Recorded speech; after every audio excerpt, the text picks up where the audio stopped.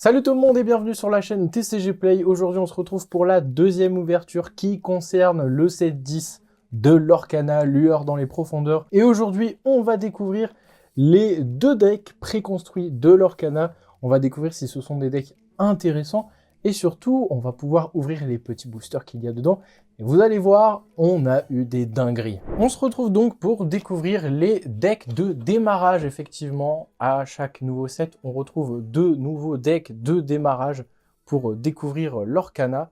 Alors, c'est vrai que c'est des decks de démarrage qui sont souvent peu mis en avant parce qu'en même temps, c'est pas les decks les plus intéressants. Il va falloir aller plus loin dans le deck building, mais pour commencer, ça reste des decks très très cool. En plus, ces deux decks de démarrage mettent en avant la capacité Boost, qui est un peu la nouvelle capacité qu'on retrouve dans ce nouveau set Lueur dans les profondeurs. Donc on va pouvoir découvrir ça. On va bien évidemment ouvrir le booster supplémentaire. Voilà donc pour le tout premier qui reprend donc un Simba et une Megara en foil. Alors c'est un Rainbow Foil d'ailleurs, c'est pas le même foil. Si vous ouvrez des boosters et que vous tombez dessus, vous n'aurez pas le même foil. Donc c'est ça qui reste intéressant aussi avec les decks de démarrage si vous faites de la collection. Qu'est-ce qu'on retrouve dedans? Donc on retrouve le pack avec le deck de démarrage, on retrouve le petit booster supplémentaire qu'on ouvrira à la fin. On retrouve bien évidemment les règles du jeu, les principes. Donc bon, très très cool. À voir si ils ont s'ils ont remis au goût du jour certaines choses avec notamment les nouvelles cartes. Est-ce qu'ils expliquent notamment le principe du boost, etc. Je ne sais pas. Et on a aussi un plateau de jeu. Et on a, comme d'habitude aussi, des points. Voilà, des points de dégâts, donc ça reste très très cool. Il n'y en a pas énormément, mais au moins ça vous permet d'avoir tout ça, donc c'est très très cool. Je vous montre quand même le plateau de jeu, qui est, ma foi, assez simple. Hein, les plateaux de jeu papier, ça reste des choses assez simples, mais bon, au moins, vous pouvez découvrir tout ça. Et on va donc découvrir le petit deck, ce premier petit deck qu'on va découvrir ensemble. On va voir un peu les cartes qu'il y a dedans. Hop. Et on commence notamment avec ce magnifique Simba, qui est donc en Rainbow Foil. C'est pas le même foil que vous retrouvez sur les lueurs. On a ouvert une trove dernièrement, on a eu un Merlin en lueur. C'est pas du tout la même chose. Donc ça reste très sympa si vous faites la collection. Donc dans ce deck, on a Simba, mais on a aussi Megara. Pareil, elle est aussi en lueur, mais c'est pas la même lueur foil. Donc voilà, donc ça c'est les deux cartes principales du deck, et vous voyez justement dessus, on a la fameuse capacité boost. Donc par exemple pour Megara boost 1, vous devez mettre une carte qui a un coût, qui a un encre tout simplement pour placer la carte du dessus de votre pioche sous cette carte face cachée, donc vous devez placer une carte, et ça permet d'utiliser la capacité. Tant qu'il y a une carte sous ce personnage, il y a une +1 de l'or, et chaque fois que ce personnage est défié, chaque adversaire défausse une carte. Voilà, donc c'est un peu le principe des boosts. Donc c'est des cartes très intéressantes, encore une fois. Donc c'est un deck jaune-vert. Est-ce qu'il y a des cartes intéressantes dans ce deck? On va les découvrir ensemble. On a le Balou rare. Ça reste sympa, c'est pas la meilleure carte, mais ça reste cool parce que Balou, il y a quand même beaucoup de cartes autour de lui, notamment, je trouve, dans ce set. Donc ça peut être un alter qui reste quand même très intéressant. On a du Pénombre, on a du Balthazar Picsou, notamment en rare. Et après, on a beaucoup de Flynn Rider, donc ça c'est cool parce que si vous avez vu ma Troph Pack, on a déjà un Flynn Rider, donc ça me permet d'avoir déjà mon playset Flynn Rider parce que j'en ai 4, donc très intéressant, et à mon avis j'en aurai d'autres. On retrouve Emily Frappe, que je ne crois pas avoir eu dans la Troph Pack, Bellwether, qu'on retrouve en 2 exemplaires, la main froide en 2 exemplaires, Cornemuse béni en 2 exemplaires. On a le Gaston, qu'on n'a pas eu, et qui est pourtant une carte très intéressante, qui elle aussi a la capacité boost, et qui a une capacité qui, chaque fois que ce personnage est envoyé à l'aventure, s'il y a une carte sous lui, choisissez un personnage adverse qui ne peut pas défier et doit être envoyé à l'aventure durant son prochain tour s'il le peut. Donc carte très intéressante. Ça c'est une carte que j'aimerais bien avoir notamment en playset, donc avoir 4 exemplaires. On en a déjà 3, si on peut avoir l'épique, parce que je crois qu'il y a une version épique, ça peut être très sympa. On retrouve Zaza qu'on avait déjà ouvert, Balthazar Picsou, Bagheera, carte très sympa aussi. Moi j'aime beaucoup ce personnage. Bon, elle n'a pas vraiment de capacité, mais ça reste une carte qui reste assez puissante globalement. Hein. De toute façon, les cartes du 7-10 sont quand même un peu revues à la hausse, je trouve, sur la puissance. On a les pages retrouvées. Vous voyez, on a donc le Balou en classique. Et donc ça, c'est intéressant parce que bah, on peut altérer donc, le Balou rare qu'on a vu juste avant. Donc au moins, bah, là, on a 3 exemplaires. On a l'amoureux, pareil. Ça, c'est une carte que j'ai déjà packée. Pareil pour Akela. Ça me permet d'avoir le playset. On a Flotsam, mais je crois pas avoir eu le même dans ma Troph Pack. Donc, ah bah c'est... Non, c'était Jetsam que j'avais eu, justement. Voilà. On retrouve Croc. Alors, tant pis, ça c'est que des cartes qu'on a eues. On a eu Dingo, Chasseur de Fantômes, Mamie Baba, on l'a déjà eu.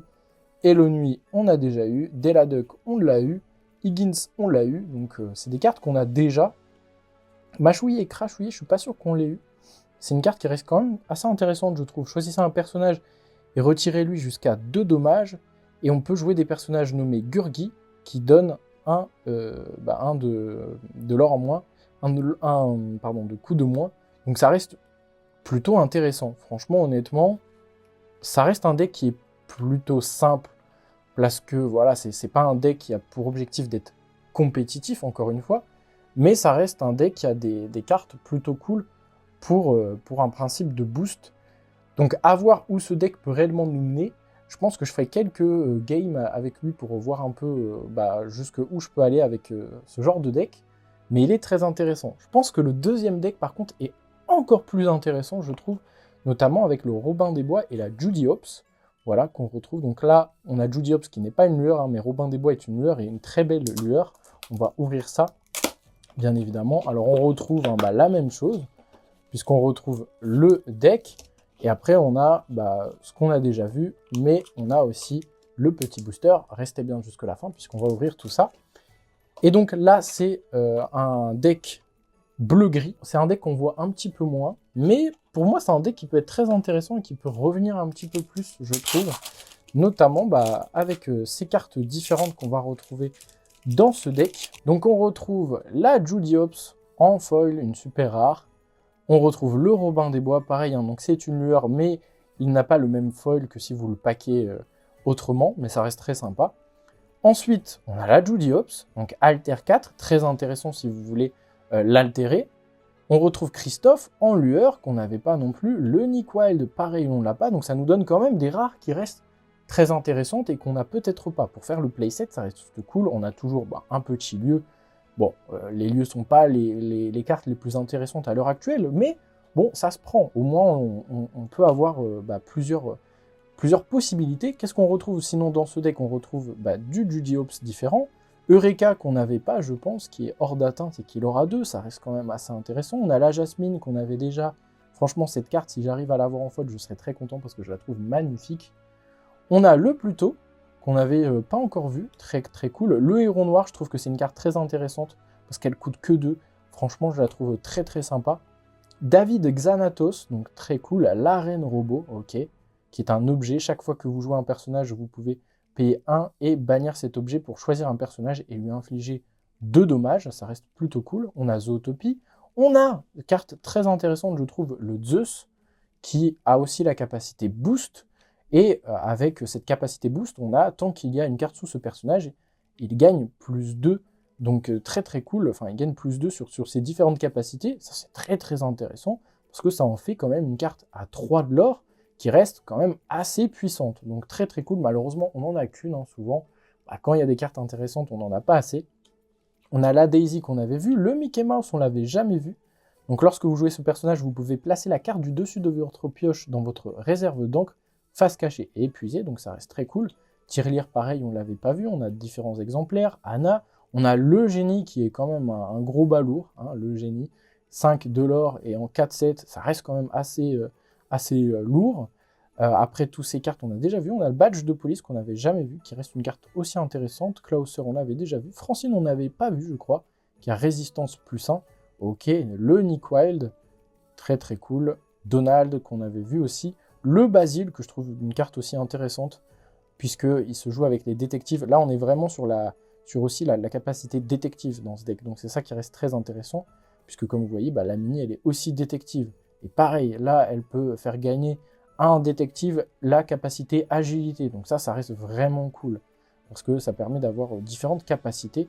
Et on a le cavalier sans tête en 2 exemplaires. Donc ça reste très intéressant. Je trouve que ce deck, pour moi, est beaucoup plus intéressant que le deck avec Mufasa, mais ça reste que mon opinion. Il faut que je teste un peu ces deux decks pour les découvrir et on verra ce que ça donne. Mais avant de terminer cette vidéo, on va quand même ouvrir les deux différents boosters. Et on commence ce premier booster avec Mâchouillé et Crachouillé qu'on a vu, le badge de police. Malheureusement, on n'a que des cartes qu'on a déjà vues, aussi fragile qu'une fleur. L'inspectrice Tezuka, Rama, Flagada Jones, Sleepy Hollow, et Yago. Pour l'instant, c'est que des cartes qu'on a vues. Zeus, très cool parce qu'au moins on a un deuxième exemplaire, ça nous permet d'améliorer le deck qu'on a vu juste avant. Rare avec le Sultan, une super rare quand même, avec la Bonne Fée, très très cool. Et oh lolololo, une épique les amis, une épique dans un booster. Ça c'est très très cool. Et on va retrouver Zaza, très belle carte coût 1. Oh, bah je suis content. Lorsque vous jouez ce personnage, choisissez un personnage qui gagne +1 pour le reste de ce tour. Ça reste très intéressant. Franchement, très sympa. Notre première épique de ce set 10. Eh ben, on prend, franchement, on prend. C'est très très cool. Alors là, je m'y attendais pas du tout. Et il nous reste encore un deuxième booster pourtant. Est-ce que le deuxième booster va nous faire aussi rêver? On sait jamais. On retrouve le Shere Khan, qu'on peut avoir aussi en légendaire, ça peut être intéressant. Finnick, Mâchouillé et Crachouillé, décidément. Badge de police, décidément.